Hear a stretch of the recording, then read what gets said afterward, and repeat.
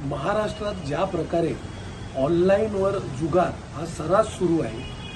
तरुणाई ह्याच्यामुळे इफेक्ट होत होती. पण आता जर आपण पाहिलं तर ह्याचं लोण जे आहे हे आता महाराष्ट्राच्या मंत्र्यांपर्यंत पोहोचलेलं आहे. आणि जिथे ज्या कायद्या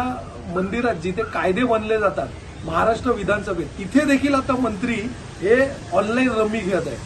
तर मला असं वाटतं की आता महाराष्ट्र सरकारच्या पुढे ही वेळ आलेली आहे की ज्या प्रकारे आपल्यापेक्षा आर्थिकदृष्ट्या कमी सक्षम असलेले राज्य आंध्र प्रदेश, तामिळनाडू, ओरिसा, गुजरात, आसाम हे जर आपल्या राज्यात बंदी घालू शकतात, अशा प्रकारच्या ऑनलाईन जुगार,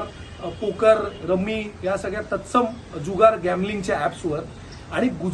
ज्या गुजरातबद्दल इतकं आकर्षण आहे या महाराष्ट्र सरकारला आणि इथल्या त्या भाजपच्या लोकांना, त्यांनी मला असं वाटतं की त्या गुजरातकडनं काहीतरी शिकावं. गुजरात राज्यामध्ये त्यांनी एक नवीन नियम करून जे सोशल मीडियावर इन्फ्लुएन्सर्स होते, तशा प्रकारच्या इन्फ्लुएन्सर्स आणि ऍक्टर्स यांच्यावरती गुन्हा दाखल केला, ज्यांनी या ऑनलाईन गेमिंग ऍप्सला प्रोत्साहन देण्याचं काम केलं. आणि महाराष्ट्र राज्याच्या मुख्यमंत्र्यांनी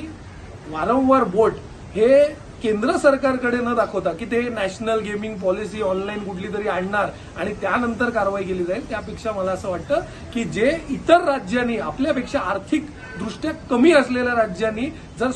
टॅक्सेशनची कमाईकडे न पाहता स्वतःच्या तरुणाईकडे पाहता त्यांनी कारवाई केलेली आहे, तर महाराष्ट्राला संस्कार हे जागराचे आहेत, जुगाराचे नाही, ह्याच्याकडे लक्ष केंद्रित करता महाराष्ट्र सरकारने देखील कठोर नियम हे अंमलात आणणे गरजेचे आहे.